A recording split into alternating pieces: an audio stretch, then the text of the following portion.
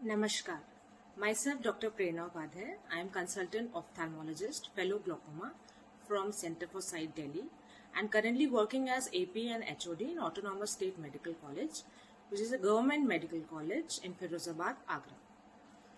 आज मैं आप लोगों से डायबिटिक रेटिनोपैथी के बारे में कुछ डिस्कस करना चाहूंगी.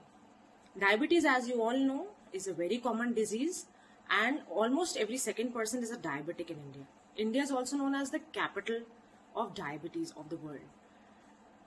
आईज को सबसे ज्यादा इफेक्ट करती है डायबिटीज, उसके बाद गुर्दे और नर्व्स.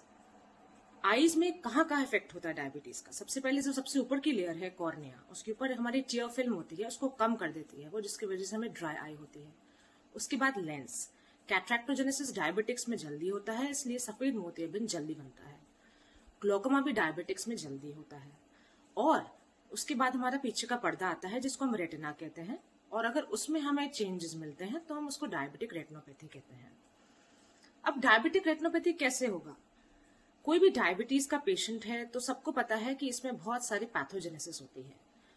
आंखों में जो रेटिना में जो पैथोजेनेसिस होती है वो मेनली दो चीजों की वजह से होती है.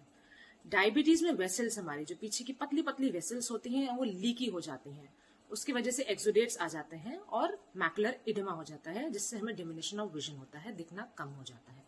दूसरी चीज जो होती है वो वेसल्स में, क्योंकि कोई भी ऑब्स्ट्रक्शन होता है अगर, उसके वजह से ऑक्सीजन की कमी हो जाती है, उसके वजह से न्यूवैस्कुलराइजेशन होता है, VEGF जिसको हम वैस्कुलर एंडोथेलियल ग्रोथ फैक्टर कहते हैं, वो बनने लगते हैं और न्यूवैस्कुलराइजेशन होने लगता है.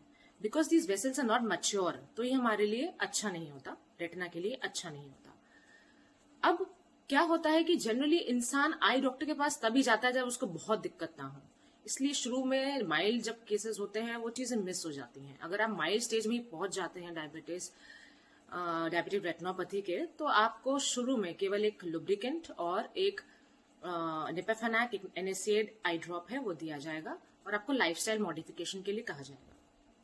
बट अगर आप थोड़ा लेट हो जाते हैं और आपको मॉडरेट टू सिवियर डिजीज हो जाती है तो आपको कुछ टेस्ट अंडरगो करने पड़ते हैं, जिनको हम OCT कहते हैं और FFA कहते हैं. OCT में हमारा जो 10 लेयर्स है रेटिना की, उसको हम देख सकते हैं और उसमें हम ये देख सकते हैं कि कहाँ कहाँ पर कितनी दिक्कत है, कौन से लेयर में दिक्कत है.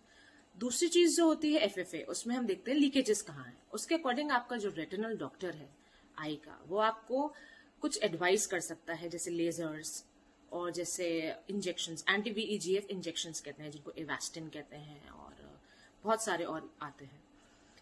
अब जब ये सब चीजें भी फेल हो जाती हैं और इंसान लास्ट स्टेज में पहुंच जाता है, अगर वो कंट्रोल नहीं रखता है, डायबिटीज का लाइफस्टाइल मॉडिफिकेशन नहीं करता है, तो उसको रेटिनल डिटैचमेंट भी हो सकता है और विट्रस हेमरेज भी हो सकता है.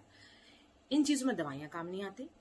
फाइनली अ विट्रो रेटिनल सर्जन ही आपको सर्जरी के थ्रू इसको कम कर सकता है. बट अगेन, अगर इसमें कोई परमानेंट ट्रीटमेंट नहीं है, इसको बार बार भी करने की सिटिंग की जरूरत पड़ सकती है, और अगर आप अपना लाइफस्टाइल मॉडिफिकेशन नहीं करेंगे तो फिर ये फर्दर वर्सन ही करता है.